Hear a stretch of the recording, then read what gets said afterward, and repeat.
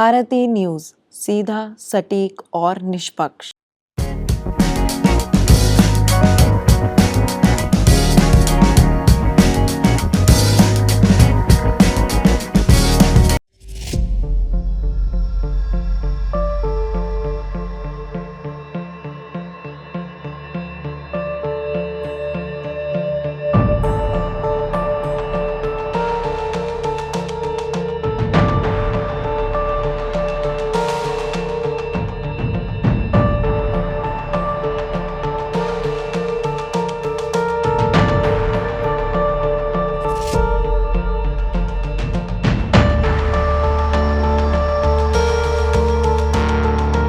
नमस्कार और स्वागत है आप सभी का भारती न्यूज़ के खास कार्यक्रम वेलनेस मैटर में, जहां हम आपके हेल्थ से जुड़ी हर चीज़ के ऊपर विस्तार से चर्चा करते हैं, क्योंकि आपकी अच्छी सेहत हमारी जिम्मेदारी है।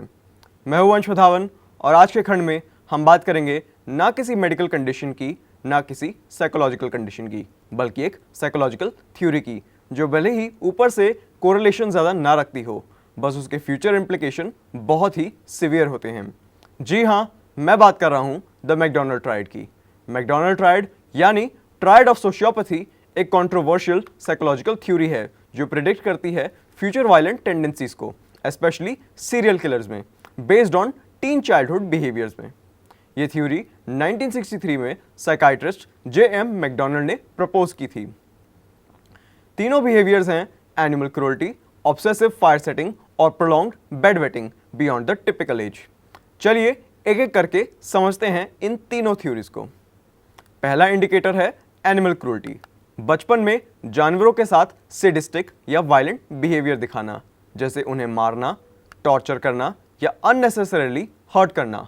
ऑफ्टन इसे एक रेड फ्लैग कंसिडर किया जाता है और अपने आप में ही ये एक वायलेंट टेंडेंसी है। रिसर्च ये सजेस्ट करती है कि ये एग्रेशन का एक प्रोजेक्शन हो सकता है और इंटरनल इमोशनल डिस्टर्बेंस को और एम्पैथी की कमी को भी दिखाता है। दूसरा इंडिकेटर है obsession with fire setting.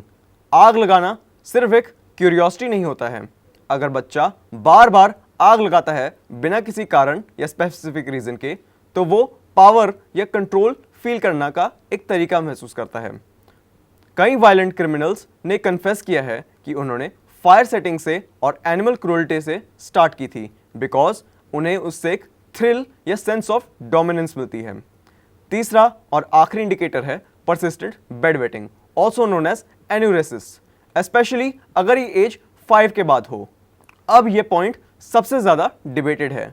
Bed wetting usually एक मेडिकल या साइकोलॉजिकल इशू हो सकता है, जो कि स्ट्रेस, ट्रॉमा या न्यूरोलॉजिकल डिले से ट्रिगर होता है।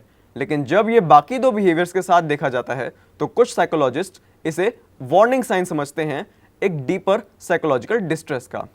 अब सवाल ये है, क्या ये ट्रायड सच में प्रिडिक्ट कर सकती है फ्यूचर क्रिमिनल और वायलेंट बिहेवियर को? ये थ्योरी काफ़ी डिबेटेड है।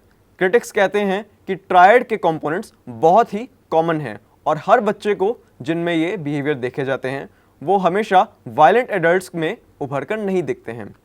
साथ ही मैकडॉनल्ड ट्रायड को एक कोई डेफिनेटिव कॉजल लिंक एस्टेब्लिश नहीं हुआ है। ये एक कोरिलेशन बताता है, कॉजेशन नहीं। लेकिन कुछ मॉडर्न क्रिमिनोलॉजिस्ट और फॉरेंसिक साइकोलॉजिस्ट यूज करते हैं ट्रायड को एक अर्ली वार्निंग फ्रेमवर्क के रूप में, स्पेशली जब इन बिहेवियर्स के साथ चाइल्ड अब्यूज या चाइल्ड नेग्लेक्ट या फैमिली डिस्फंक्शनल देखी जाती है। यह भी ऑब्जर्व किया गया है कि कई इन्फेमस सीरियल किलर्स जैसे जेफरी दामर और एल्बर्ट फिश ने अपने चाइल्डहुड में इन तीनों बिहेवियर्स को एग्जिबिट किया है। अल्टीमेटली मैकडॉनल्ड ट्रायड एक साइकोलॉजिकल टूल है, डेफिनेटिव डायग्नोसिस नहीं। अगर किसी चाइल्ड में ये साइंस दिख रहे हैं तो ज़रूरी है कि उन्हें टाइमली साइकोलॉजिकल हेल्प मिले, बिना किसी स्टिग्मा के। अर्ली इंटरवेंशन से हम वायलेंट टेंडेंसीज को प्रिवेंट कर सकते हैं, और ना कि सिर्फ अपने बच्चों को, बल्कि हम दूसरों को भी भविष्य में बचा सकते हैं और एक हेल्दी कोपिंग मैकेनिज्म डेवलप करने में मदद कर सकते हैं। तो आज के खंड में बस इतना ही। बाकी हेल्थ से जुड़े अपडेट्स के लिए देखते रहिए भारती न्यूज़। मैं हूं वंश वधावन। धन्यवाद।